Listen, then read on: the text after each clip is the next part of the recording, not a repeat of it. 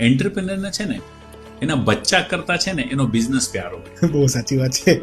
અને ત્યાં જે છે ને માત ખાઈ જાય છે.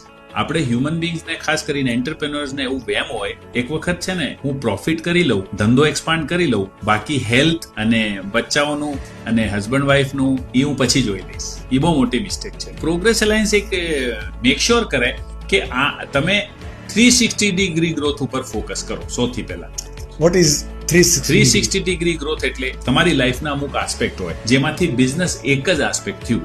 જીવનનું એક ભાગ છે બિઝનેસ, જીવન નથી. પણ અહીંયા આજનો એન્ટરપ્રેનર્સ, ખાસ કરીને યંગ એન્ટરપ્રેનર્સ આ ભૂલ કરી દે છે. એ પૈસા પાછળ અથવા તો ધંધો વધારવા પાછળ એટલું દોડે છે કે એને એવું વેમ થઈ જાય છે કે પહેલા 10-20 વર્ષ હું ધંધો કરી લઉં, બાકી બધું પછી કરી. નાઉ સેમ થિંગ હેપન્સ. આ જ વસ્તુ થાય છે જ્યારે છે ને બચ્ચાઓના ઉછેરની વાત આવે, જ્યારે છે ને વાઇફ સાથેના રિલેશનશિપની વાત હોય, જ્યારે મા બાપુજી પાસે બેસવાની વાત આવે, જ્યારે સમાજમાં કંઈ કરવાની વાત આવે, તો પ્રોગ્રેસ અલાયન્સ ઇન્સિસ્ટ કરે કે તમારો 360 ડિગ્રી ગ્રોથ થવું જોઈએ.